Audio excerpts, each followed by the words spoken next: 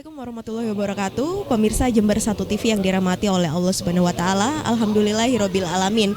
Bahagia sekali saya Prima Irfantari dapat kembali hadir di sela aktivitas Anda pada sore hari ini untuk menyimak dialog Ramadan yang bertempat di Masjid Jami Al Baitul Amin Jember. Pemirsa, bulan Ramadan adalah bulan yang berkah dan bulan yang sangat baik untuk berpuasa. Sementara itu manfaat puasa banyak sekali. Salah satunya puasa adalah perisai. Seperti halnya Rasulullah SAW bersabda, puasa adalah perisai yang mampu melindungi seorang hamba Allah dari api neraka.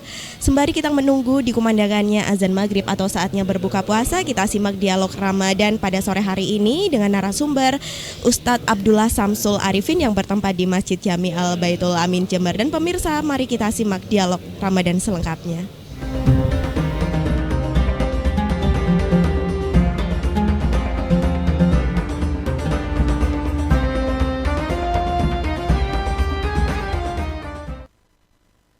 Dari Kubah Utama Masjid Jami Al Baitul Amin. Bagi Anda yang tidak bisa menyaksikan Jember 1 TV secara langsung, Anda bisa download aplikasi Jember 1 TV live streaming atau YouTube Jember 1 TV. Maka Anda bisa mengikuti acara kami sampai tuntas. Baik, sekarang sudah hadir di tengah kita Al-Mukarram, narasumber kita ya, Al-Mukarram Dr. Ki Haji Abdullah Samsul Arifin MAG, yang akan memberikan topik Fadilah bulan suci Ramadan. Assalamualaikum Kiai. Waalaikumsalam warahmatallahi wabarakatuh. Bagaimana kabarnya Kiai? Alhamdulillah baik dan semakin baik. Ya, ini sekarang saya cross check ya. Tabayun. Iya.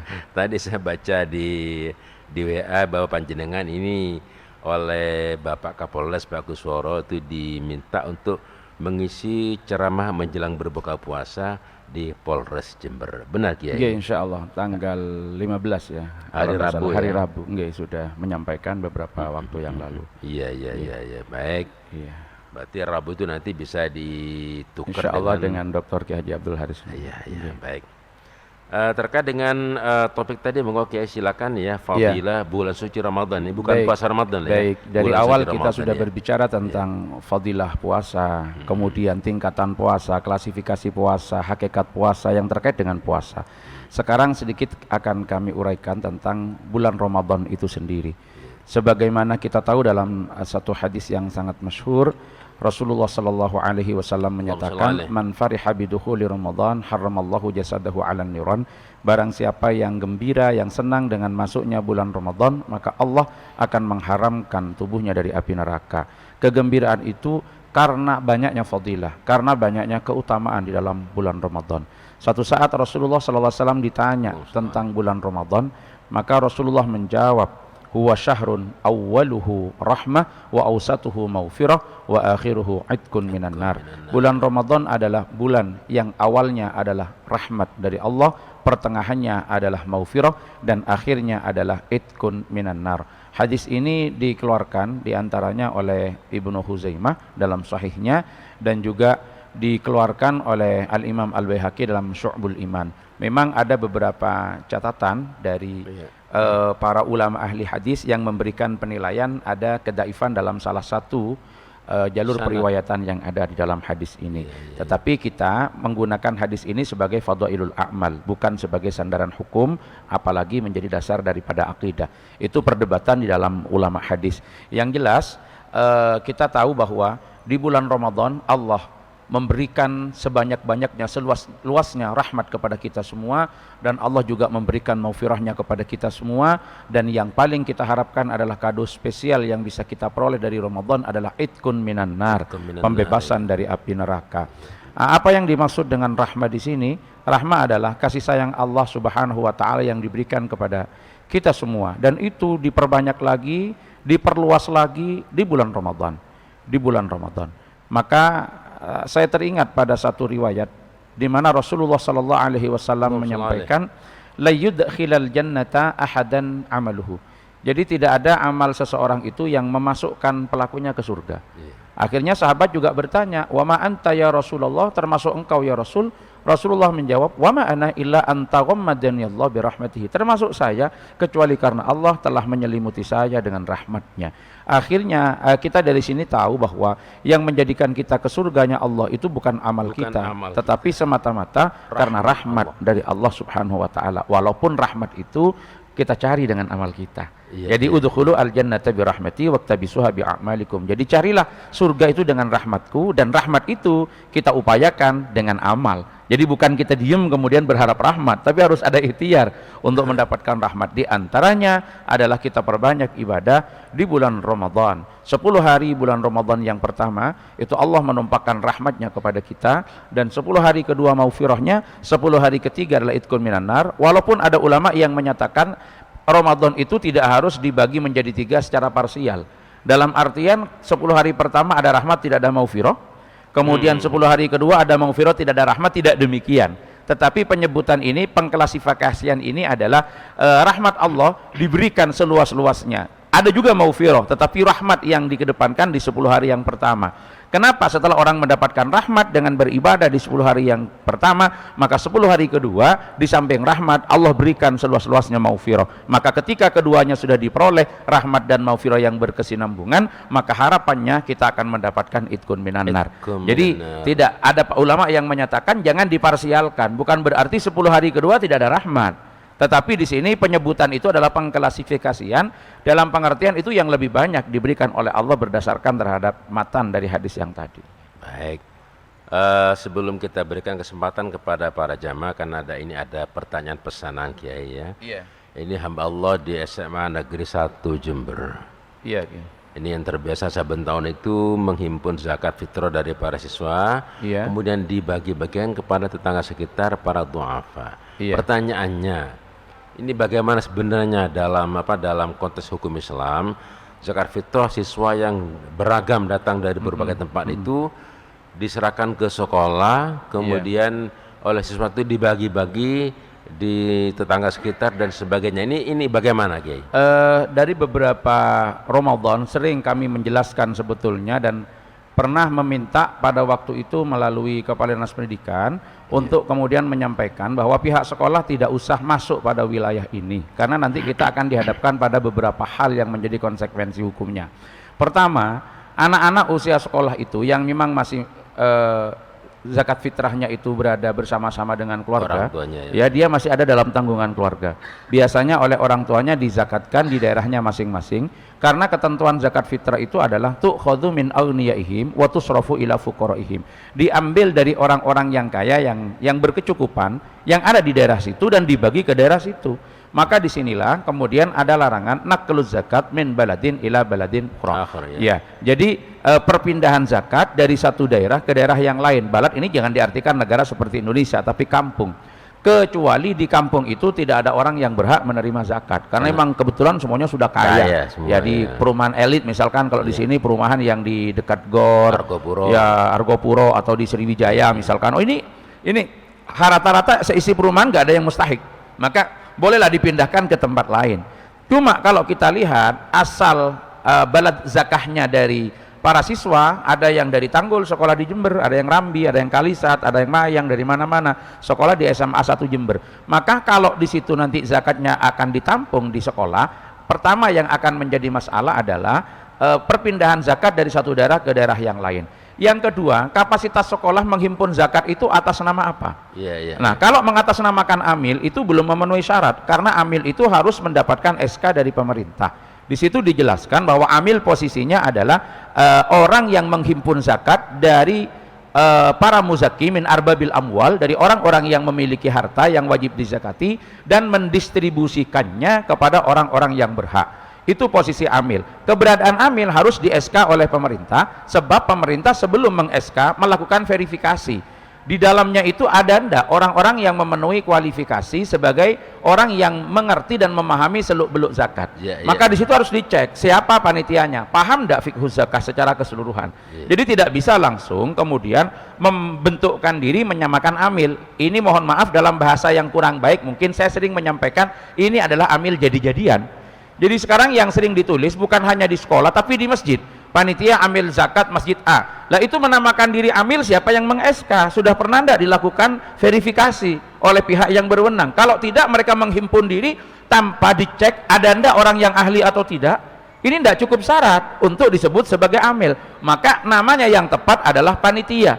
Kalau panitia posisinya hanya sebagai pengganti saja, sebagai pengganti saja, dan itu kewenangannya sangat terbatas, sehingga di situ banyak problem yang harus dihadapi. Maka sebetulnya saran saya, pihak-pihak sekolah itu tidak perlu seperti itu. Toh di kampungnya masing-masing mereka itu sudah akan menunaikan zakat di tempatnya sendiri-sendiri, yang tidak terkena persoalan itu, kecuali mereka menjadi amil. Ada beberapa amil yang sudah diverifikasi.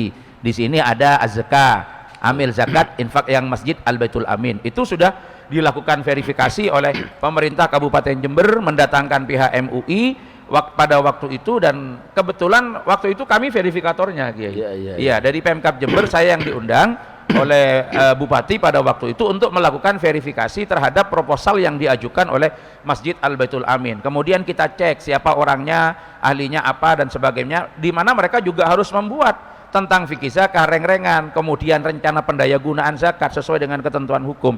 Nah, ini tidak bisa sembarangan kemudian orang kemudian membentuk diri menjadi amil. Prosesnya ada, prosedurnya ada. Ada yang memang sudah mengantongi SK untuk itu. Lah kalau sekarang ada namanya Badan Amil Zakat Nasional, ada Basnas. Di situ juga ada Dewan Syariahnya dan lain sebagainya.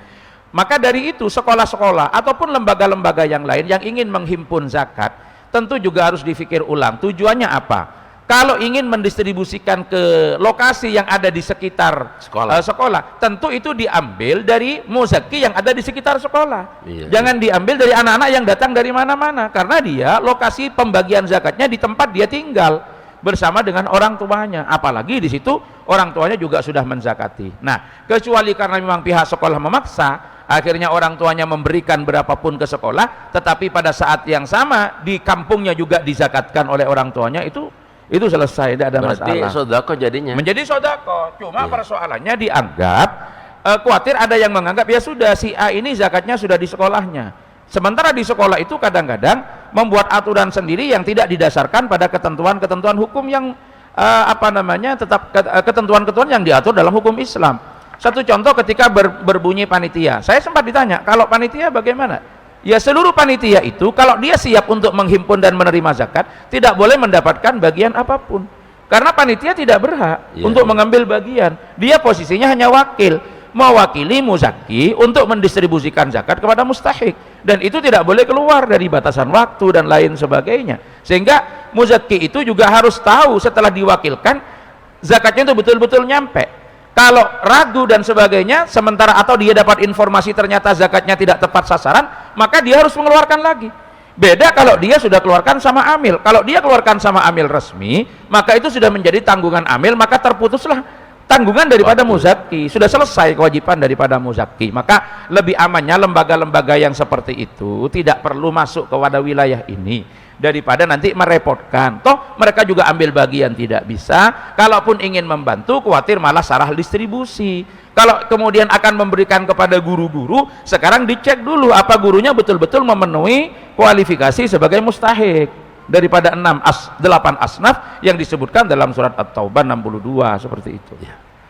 Kiai, pertanyaan, ini solusi. Misalnya ini kan dalam rangka mendidik, mengaplikasikan ajaran agama yang mereka terima di sekolah.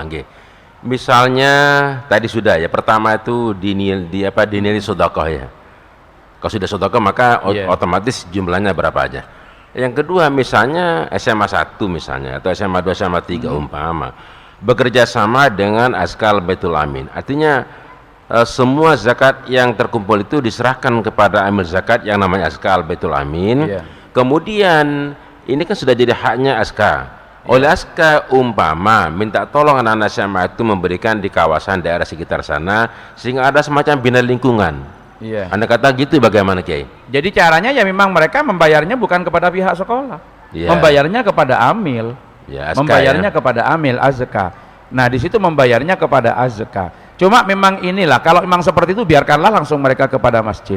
Kalau memang dilatih untuk sedekah tidak apa-apa, seperti kasus pertanyaan tentang masalah pembelian kurban, Kiai. Iya, Jadi ada pihak sekolah itu berkurban, caranya adalah patungan. Iya. Setiap siswa itu memberikan uang 10.000, kemudian dihimpun karena di situ ada 1.000 siswa, maka akhirnya dari 10.000 itu akan terkumpul taruhlah 10 juta. Iya. Kemudian dibelikan sapi dan dijadikan sebagai kurban. Yaitu sebetulnya kurbannya siapa? Iya. Ya, kan sebetulnya kan tidak masuk kepada kriteria korban. Tetapi tidak ada jeleknya kalau memang itu dilakukan untuk melatih. Maka kalau melatih tidak apa-apa menghimpun infaknya saja, tapi jangan Iya. masuk kepada wilayah zakat karena itu masuk kepada wilayah yang wajib. Jadi menghimpun infak dari warga sekolah untuk diberikan kepada panitia yang ada di sekolah, yang kemudian mereka yang akan mendistribusikan. Jangan diambil zakatnya, Iya, iya, karena iya. khawatir ada hal yang tidak terpenuhi sementara siswa tidak membayar lagi.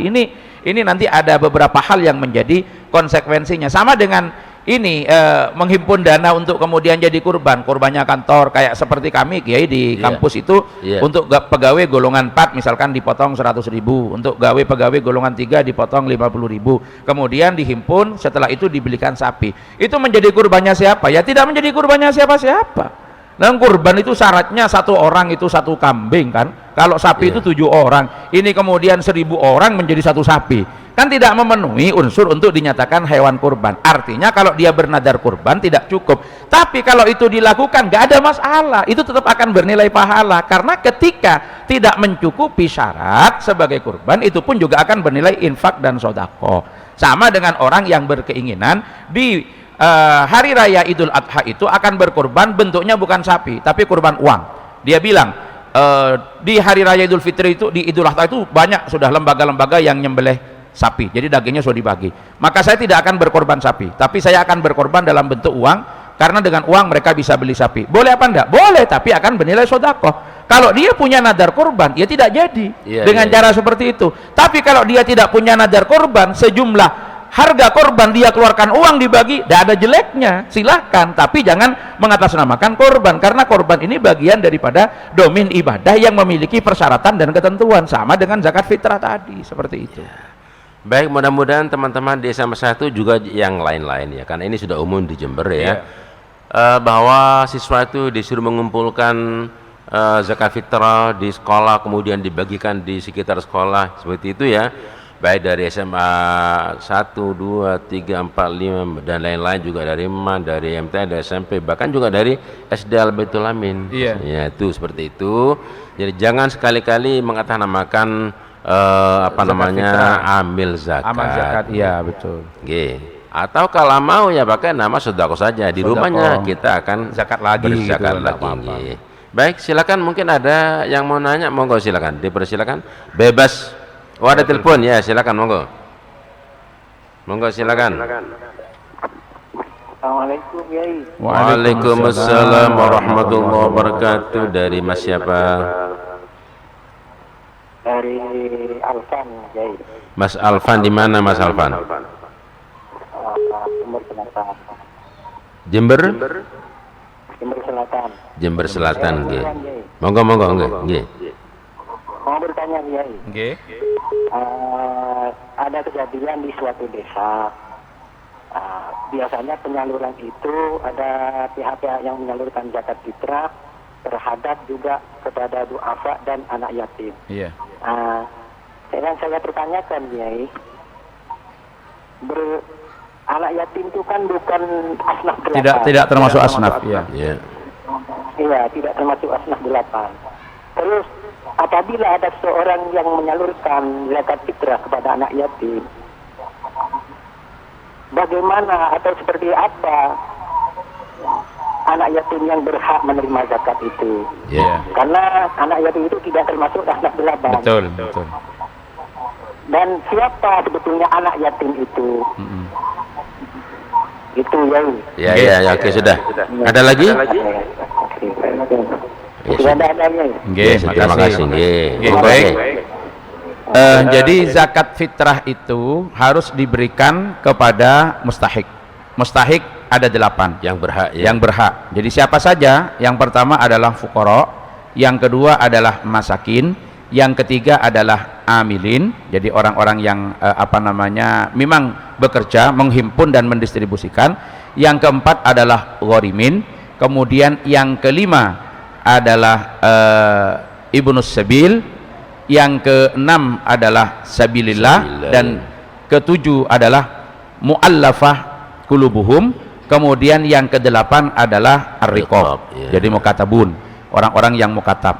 Nah, apa yang disebut dengan fakir? Fakir itu adalah orang yang tidak memiliki harta dan tidak memiliki kasab, atau memiliki harta dan memiliki kasab tetapi harta dan kasabnya tidak mencukupi separuh daripada kebutuhan minimalnya.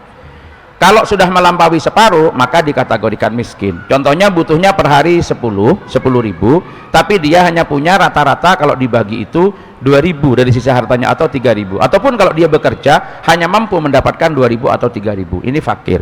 Kalau di atas 5.000, 6, 7, 8 sampai 9, ini namanya miskin. Kemudian yang ketiga adalah orang-orang yang berhutang, ghorimin. Yang ketiga amil, ya, tadi sudah saya gambarkan. Yang keempat adalah ghorimin. Siapa ghorimin? Orang-orang yang berhutang, baik berhutang untuk dirinya sendiri atau berhutang untuk menyelesaikan fitnah yang terjadi di masyarakat, untuk islahudatil bain, memperbaiki kondisi masyarakat, atau berhutang sebagai jaminan atas satu hal yang ia menjadi melarat gara-gara itu. Kemudian yang keempat adalah Ibnus Sabil, orang yang sedang melakukan perjalanan. Yang kelima maksud saya, melakukan perjalanan dan terputus nafkahnya di perjalanan itu. Ini disebut dengan Ibnus Sabil majazi dan hakiki. Yang hakiki itu memang berjalan dari awal melewati baladuz zakah. Kalau majazi itu orang yang baru berangkat dari baladuz zakah melakukan perjalanan sehingga terputus nafkahnya karena dia ingin mendapatkan sesuatu yang ada di tempat lain. Kemudian sabilillah, sabilillah ini secara umum didefinisikan dengan al-ghuzat allati la sahma lahum fi diwanil murtazifah, para tentara perang yang tidak mendapatkan gaji, mutabarriin, orang yang bertabarruk di dalam berperang di jalan Allah. Memang dalam konteks sekarang sabilillah itu disebutkan oleh Imam Qofal diantaranya mencakup juga kepada seluruh sendi-sendi kebaikan. Contohnya membangun masjid, memperbaiki jembatan dan lain sebagainya, termasuk perang, tapi perangnya tidak lagi perang-perang secara fisik, perang memerangi kebodohan, memerangi kemiskinan melalui dakwah dan perjuangan. Itu ada yang mengkategorikan sabilillah, tapi ini masih beda pendapat ulama. Yang disepakati sabilillah itu betul-betul orang yang berperang yang tidak punya gaji. Kemudian mu'allafah itu siapa? Orang yang baru masuk Islam yang diharapkan dengan diberi zakat dia akan tambah kuat imannya, atau dia sudah kuat tetapi dengan diberi zakat akan menarik orang-orang di sekitarnya untuk kemudian juga ikut masuk Islam. Kemudian ada rikob, rikob sekarang sudah tidak ada, yaitu hamba sahaya yang diakad cicilan, akad mukatabah, diakad cicilan. Kalau dia sudah mampu membayar sejumlah tertentu dalam waktu tertentu, maka dia akan merdeka. Nah, anak yatim tidak masuk dalam kategori 8 asnaf. Dengan demikian anak yatim ini tidak termasuk kategori orang yang berhak menerima zakat, kecuali anak yatim tersebut bisa digolongkan kepada salah satu daripada 8. Miskin Ya, misalnya. miskin, fakir, bukan karena yatimnya. Jadi yatim kalau dia anaknya pengusaha kaya dan kemudian ibunya menjadi janda kaya yang ditinggali uang ratusan miliar, ya tidak berhak menerima zakat walaupun dia yatim begitu. Jadi yatim itu tidak berhak menerima zakat karena yatimnya. Tapi kalau yatim itu kebetulan du'afa, itu kan karena du'afanya. Makanya sekarang kegiatan-kegiatan santunan anak yatim itu sebetulnya jangan dimutlakan anak yatim, harus dilihat bukan semata-mata karena yatimnya, yatim yang secara kebetulan karena tidak ada orang tuanya sehingga ada keterbatasan dalam pemenuhan kebutuhannya. Ini yang harus ditanggung. Jadi kalau yatimnya pengusaha dan anaknya janda kaya, ini tidak termasuk sebagai orang yang berhak menerima. Justru yatimnya yang nanti memberi kepada kita gitu. Lalu kalau gitu gini, ini yang sering juga masuk ke sini ya sebentar ya, yaitu lembaga-lembaga itu memohon mengajukan proposal kepada kami, minta lembaga itu mendapatkan bagian zakat fitrah. Itu gimana Kiai? Kan tidak masuk. Zakat fitrah itu harus diberikan dulu secara berurutan kepada asnaf itu. Lembaga ini mau dimasukkan kemana? Kalau dimasukkan sabilan tidak bisa, kecuali amil. Kalau amil itu menghimpun, kemudian mengembangkan, mendayagunakan, mendistribusikan, itu posisinya. Jadi kalau gitu tidak berhak ya? Tidak berhak. Lembaga itu mendapatkan itu tidak berhak. Kalau dari infak boleh. Ada orang infak. Jadi kalau zakat dan sedekah harus diberikan kepada mustahik itu. Baik, sementara kita cut dulu sejenak untuk mendengarkan pesan-pesan berikut ini.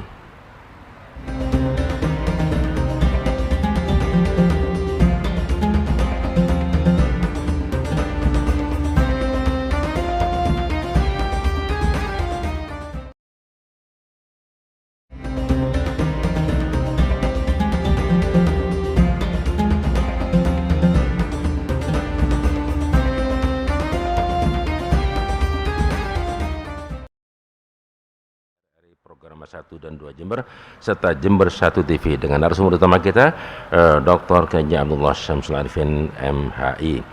Kiai, ada pertanyaan dari saudara Sofyan Hadi Hidayat di Jalan Kiai Haji Hasyim, Gang 1254. Assalamualaikum warahmatullahi wabarakatuh. Waalaikumsalam warahmatullahi wabarakatuh. Tata cara untuk merasakan dalam datangnya malam Lailatul Qadar pada bulan suci Ramadan. Mungkin kalau ada tuntunan yang lain, permasalahan kita tidak bisa merasakan malam Pak.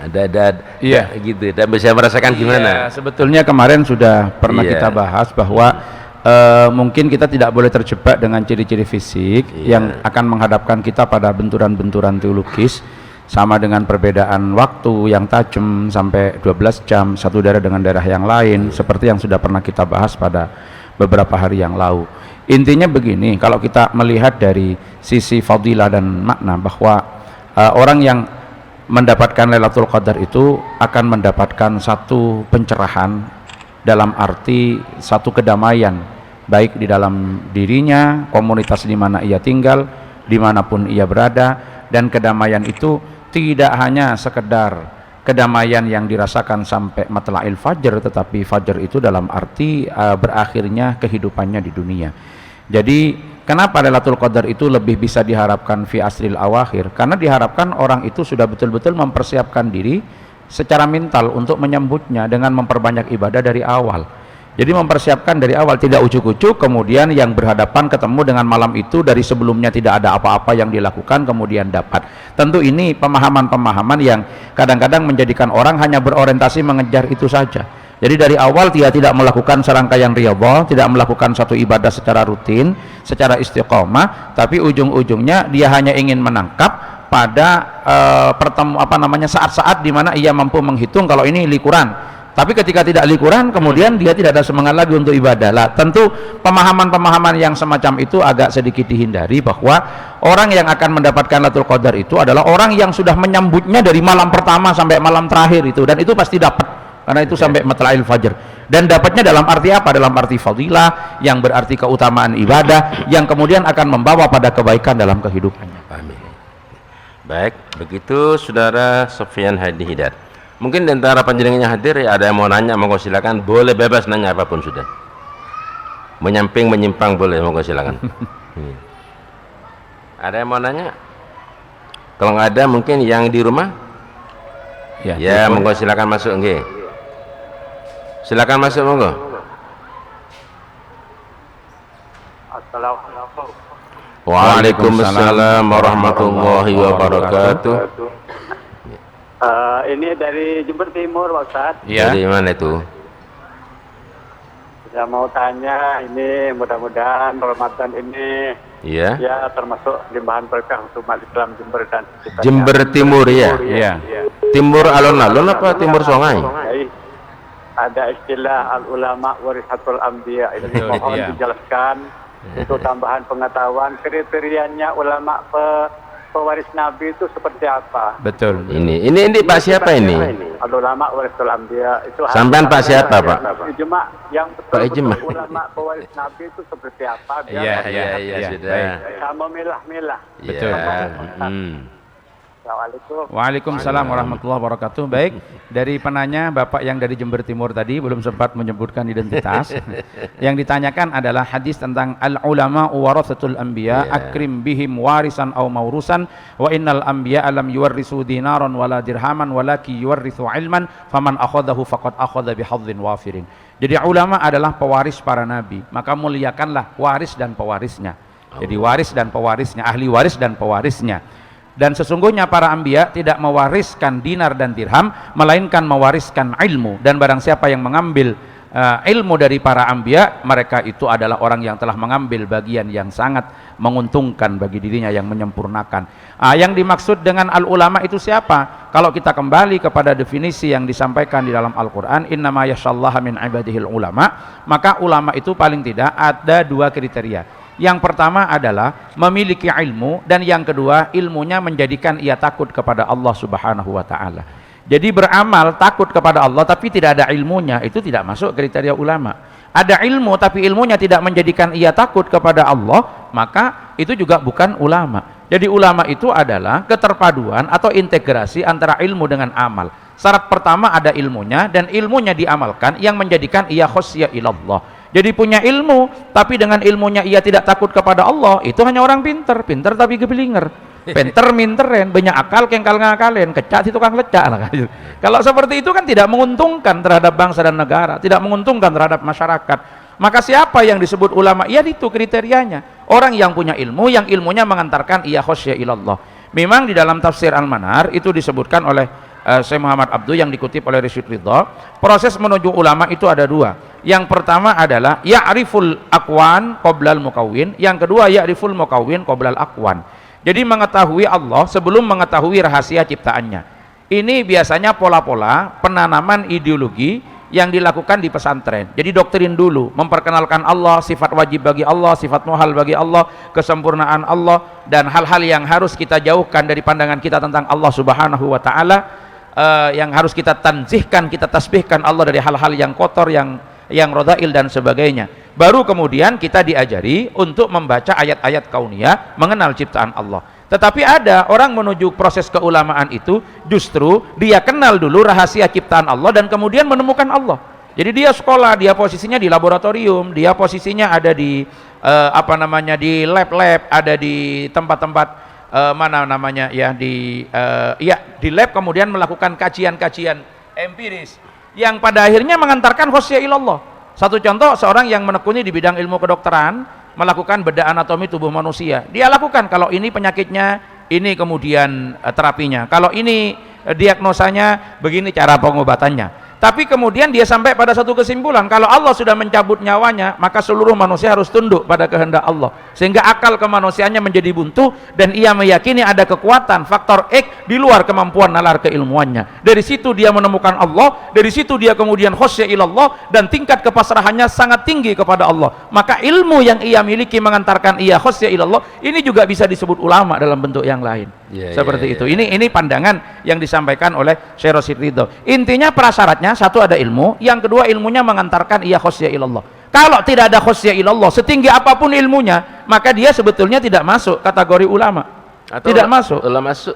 Boleh kalau dikategorikan, tapi ulama yang hakikat. Jadi ulama su, ya ulama su itu apa kategorinya? Itu ulama dalam penyebutan secara lughatan, orang yang ahli ilmu tetapi perangainya jelek. Jadi tujuannya apa? Dengan ilmunya yabtaguna malan wajahan, hanya untuk mencari harta dan mencari kedudukan. Beda dengan ulama yang betul-betul mengantarkan khosyah ilallah. Kalaupun dia memiliki kepemilikan duniawiyah itu dijadikan sebagai alat untuk perjuangannya mengajak umat ke jalan Allah. Sebagaimana disampaikan oleh Asy-Syatibi itu mengemukakan la budda lil alim min malin wajahin hatta la yadhulla li ahadin wa la yahtaju ila ahadin. Seorang alim itu harus punya harta dan harus punya kewibawaan dan harus punya power, sehingga dia tidak mudah tunduk kepada keinginan seseorang yang akan memberi ilmu dan pengaruhnya untuk kepentingan-kepentingan di luar daripada kepentingan dakwah utamanya. Sehingga dia harus punya power, harus punya kekuatan yang tidak bisa dibeli oleh kepentingan apapun. Nah, kalau seperti itu boleh, ya boleh, tetapi bukan yabtaguna malan wajahan hanya untuk mencari kesenangan-kesenangan dunia. Ini diingatkan di dalam Ihya. Jadi wafasadur wafasadur ra'iyah bifasadil muluk, wafasadul muluk bifasadil ulama, wa haula'i ulama usu alladzina yabtaguna malan wajahan. Rusaknya rakyat ini karena rusaknya mental penguasa, dan rusaknya mental penguasa karena rusaknya ulama, sebab ada pada pola relasi kekuasaan yang tidak sehat dengan para ulama. Ulama yang seperti apa? Alladzina yabtaguna malan wajahan, yang keulamaannya, keilmuannya hanya dijadikan mencari kedudukan dan mencari harta. Seperti itu sangat tampak bagaimana konsekuensi dan keistiqomahannya di dalam perjuangan-perjuangan agama Allah Subhanahu wa Ta'ala. Maka kriteria ulama yang dikenal dengan warasatul anbiya itu tidak lain adalah orang yang punya ilmu, yang dengan ilmunya mengantarkan ia khosyah ilallah Subhanahu wa Ta'ala. Baik, menarik. Ada lembaga namanya Majelis Ulama. Betul. Apakah itu himpunan daripada para ulama itu ataukah sebatas harfiah? Iya, jadi kita harus mendefinisikan ulama itu dalam perspektif sosiologis apa dalam perspektif normatif. Ulama dalam perspektif normatif, kalau kita kaji pada innama yasallahu min ibadihil ulama tadi yang kami ulas, Tapi dalam perspektif sosiologis, ya orang yang dianggap ulama oleh orang lain. Ini ada pengakuan publik. Kenapa? Ya macam-macam. Seperti pernah Kiai saya diskusi dalam satu acara, memang dulu itu ada acara namanya penguatan wawasan keulamaan. Tapi kemudian ada orang mencari definisi kiai. Apa itu kiai? Ini belum nyampe ke ulama. Akhirnya ada salah seorang peserta dari Madura itu dengan bahasa Arab ala Madura itu memberikan definisi, kiai itu adalah man lahu ma'hadun au ibnu man lahu ma'hadun walau lam ya'lam syai'an. Jadi orang yang punya pondok atau anaknya orang yang punya pondok walaupun tidak ngerti apa-apa.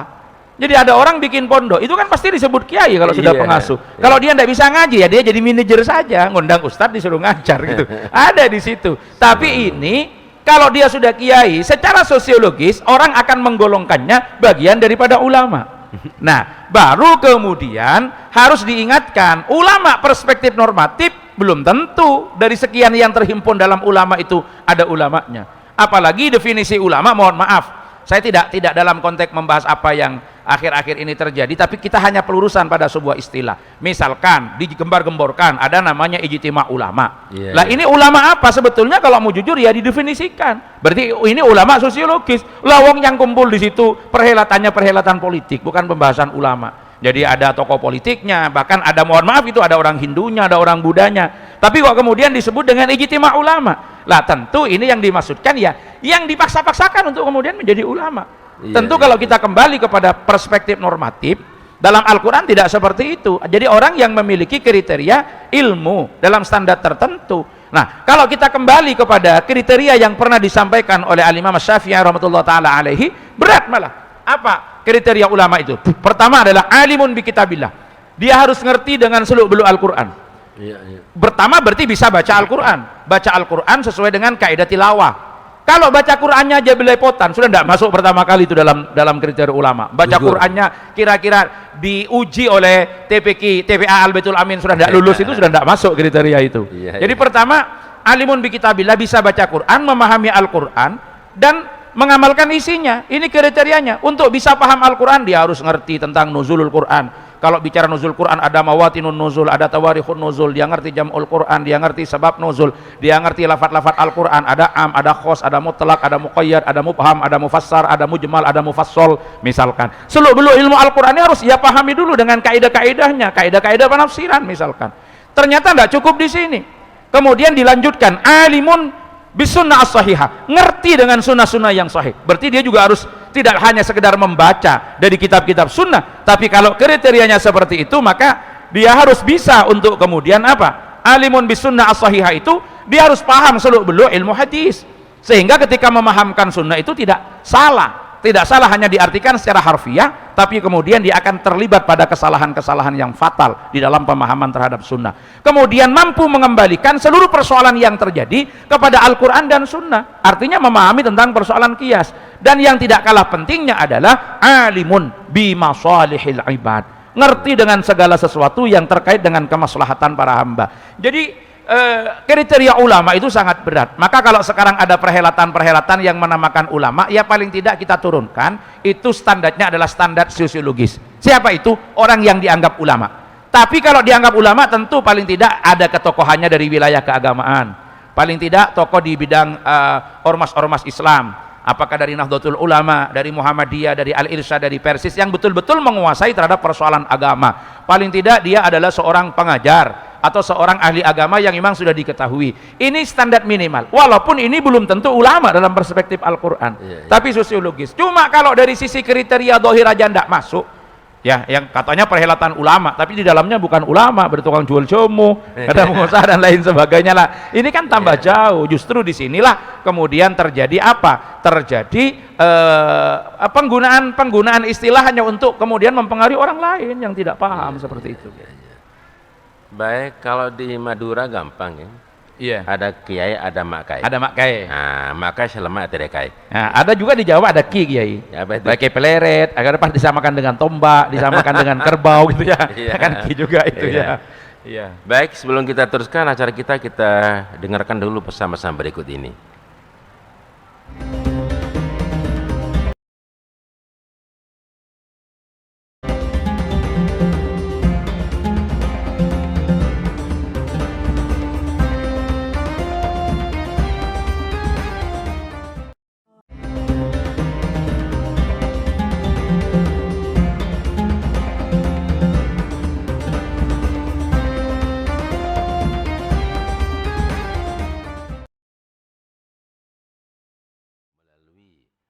download aplikasi Jember 1 TV atau live streaming atau YouTube Jember 1 TV, atau kalau di RRI Anda bisa ikuti lewat gelombang di Jember RRI program 1, 2, dan 3. Nggih.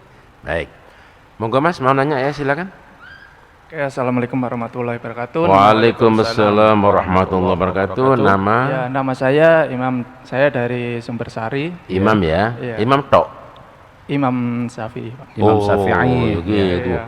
Ini Pak Ustadz, saya mau tanya, setahu saya amal jariah itu kan digunakan masjid untuk membangun masjid dan juga untuk membangun fasilitas masjid. Iya. Nah, yang ingin saya tanyakan, bagaimana bila ada seseorang atau warga yang sakit, terutama di sekitaran masjid, apakah pihak masjid itu memiliki kewajiban untuk membantu dengan menggunakan uang jariah itu tadi, artinya memberikan sedekah seperti itu. Iya. Nah, kemudian ya di kasus lain mengenai kayak hari raya kurban yang harusnya misalkan kambingnya kan dimakan untuk manusia, tetapi di beberapa kasus korbannya itu seperti kulitnya itu tidak dimakan manusia, melainkan dijual dan uangnya diberikan ke masjid. Nah itu bagaimana itu hukumnya? Kayaknya salah tujuannya itu kayak salah kaprah seperti itu. Ya, maunya dimakan kulitnya gitu ya? Hah? Ya, Yang enaknya bagaimana gitu ya? Iya, satu tulangnya ya. ya seharusnya. Eman dibuang Kan ya? kayaknya enggak seperti seharusnya kayak. Iya, betul. Ya, Iya, Assalamualaikum Mas. warahmatullahi wabarakatuh. Waalaikumsalam warahmatullahi wabarakatuh. Pertanyaan yang warahmatullahi bagus sekali. Nggih. Pertama, mungkin yang perlu dipahami di sini, dana yang masuk ke masjid itu dibagi menjadi dua. Ada yang namanya wakfiyah, ada yang namanya milkiyah. Kalau wakfiyah itu sudah diwakafkan, jadi sudah mandek, sudah tidak bisa diapa-apakan lagi. Contohnya masuk uang ke masjid, kemudian dibikin bangunan, berarti sudah mentok, itu menjadi wakaf. Atau tanah diberikan ke masjid, itu namanya wakfiyah lil masjid. Atau orang yang memang memberikan, saya akan mewakafkan ini kepada masjid, itu namanya wakfiyah. Kalau milkiyah itu masih dimiliki masjid, bisa digunakan untuk apapun yang terkait dengan kemaslahatan masjid. Jadi orang naruh amal itu, masukkan ke kas itu, ke kas, ke kotak, itu belum wakfiyah, itu namanya milkiyah. Maka penggunaannya digunakan untuk apa saja yang terkait dengan kemaslahatan masjid. Bisa bayar listrik, bayar telepon, kemudian bayar pegawai, untuk kemudian memberikan bisyarah kepada para muadzin, kepada khotib, kemudian digunakan pada kegiatan-kegiatan yang menopang pada kemaslahatan masjid, itu diperkenankan. Tapi kalau dari dana milkiyah itu kemudian dirupakan menjadi bahan bangunan, kemudian sudah berbuah fisik, maka milkiyah itu bergeser menjadi wakfiyah. Wakfiyah, wakaf. Ya, kalau sudah wakaf ya sudah kita tahu tidak bisa digunakan apa-apa. Sementara untuk amal jariah itu belum tentu ke masjid. Tergantung orang amal jariah itu untuk apa saja. Kriteria amal jariah itu adalah amal kepada sesuatu yang kemanfaatannya terus berjalan. Misalkan untuk madrasah, kemudian atau kita beramal jariah itu contohnya membuat saluran air, bikin jembatan, membuat jeding umum dan lain sebagainya. Itu kategorinya adalah jariah. Nah, kalau tadi yang ditanyakan, misalkan di sekitar masjid ada orang sakit, apakah masjid wajib membantu? Kalau itu masuk jamaah masjid dan itu ada program dari masjid, maka bisa diambilkan dari milkiyah. Tapi tidak wajib. Tidak wajib. Ya, kewajibannya ya pertama ya dirinya sendiri, keluarganya, kemudian serahkan ke pemerintah. Tapi kalau masjid kemudian mengalokasikan karena memang ada program kesehatan yang dikeluarkan oleh masjid, maka bisa. Salah satunya misalkan tidak berbentuk kemudian memberikan biaya, tapi di masjid sendiri ada layanan kesehatan gratis kepada jamaah masjid, yang masjid bisa menampung pembiayaannya dari para donatur yang memang khusus untuk kemudian memberikan pada bidang kesehatan. Dari dokter-dokter memberikan bantuan obat atau memberikan pelayanan gratis yang dokternya tidak dibayar melalui satu lembaga kesehatan yang dimiliki oleh masjid. Banyak masjid yang juga punya klinik dan lain sebagainya. Intinya itu kalau kita berbicara dari sisi peruntukan.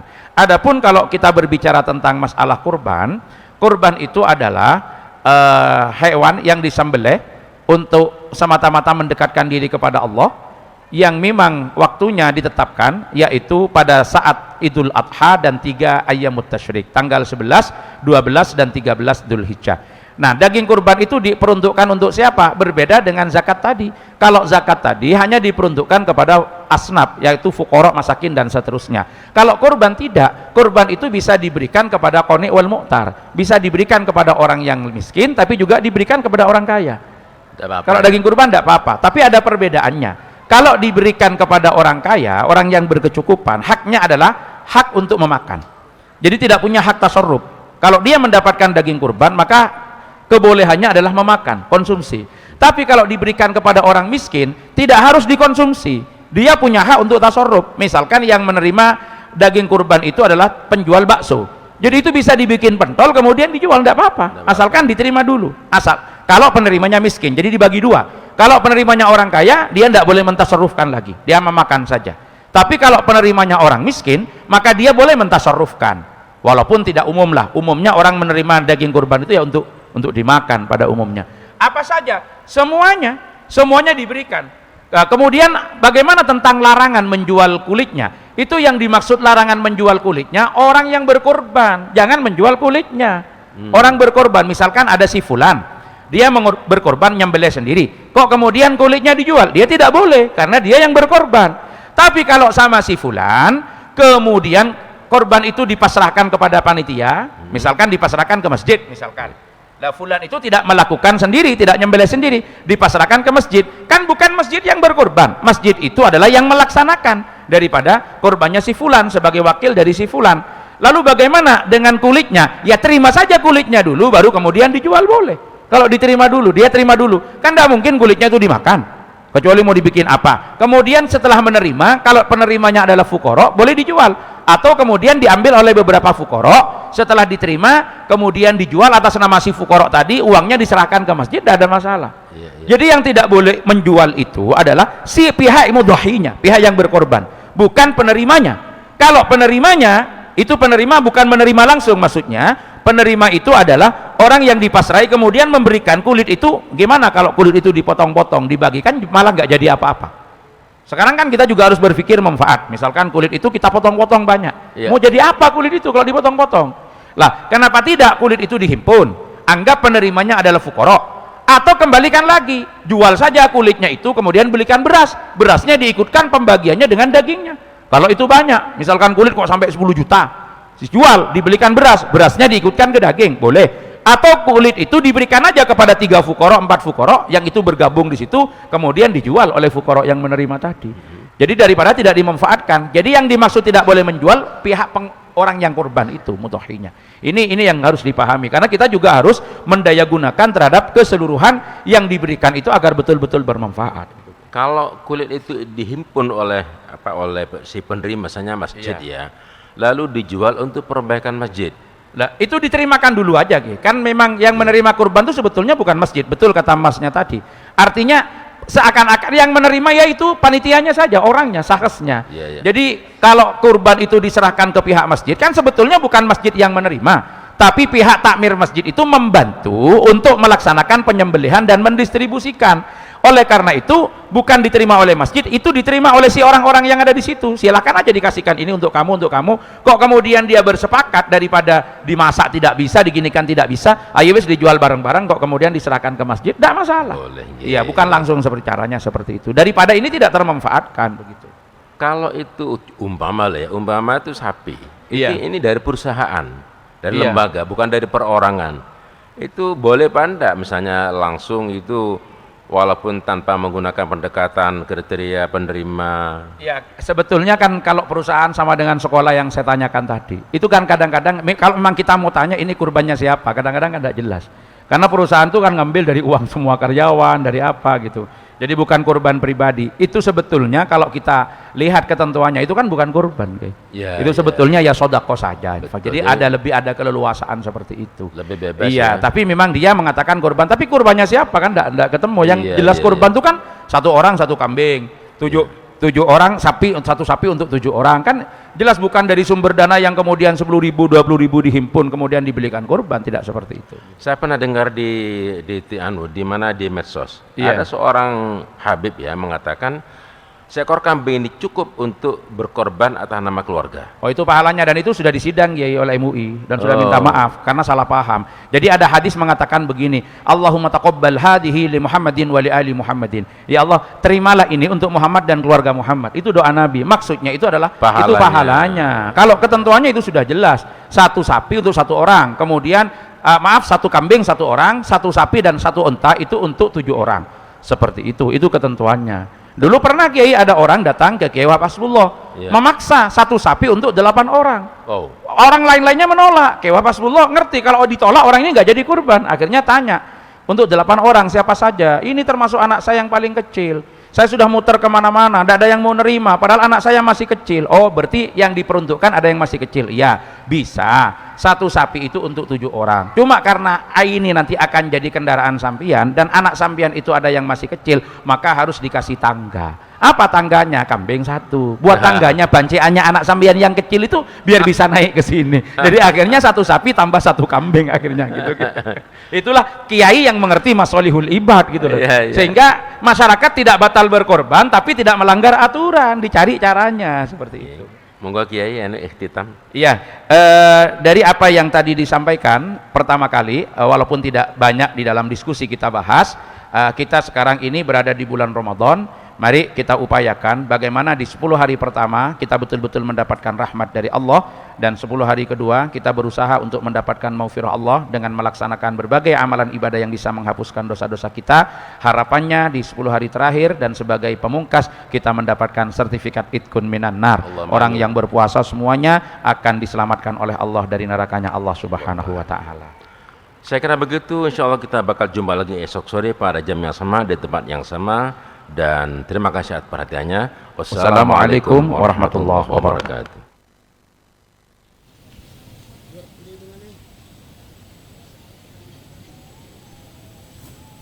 Demikian tadi pemirsa dialog Ramadan yang bertempat di Masjid Jami Al Baitul Amin Jember dengan narasumber Ustadz Abdullah Samsul Arifin atau yang akrab disapa Gus Ab. Semoga tayangan ini bermanfaat bagi kita semua, dan Anda pemirsa dapat menyimak tayangan tadi melalui website kami di www.jember1tv.co.id atau Anda dapat mengunduh aplikasinya melalui Play Store. Saya Prima Fantari bersama kru yang bertugas mohon undur diri dari hadapan Anda. Selamat menunaikan ibadah puasa, selamat berbuka puasa. Wassalamualaikum warahmatullahi wabarakatuh.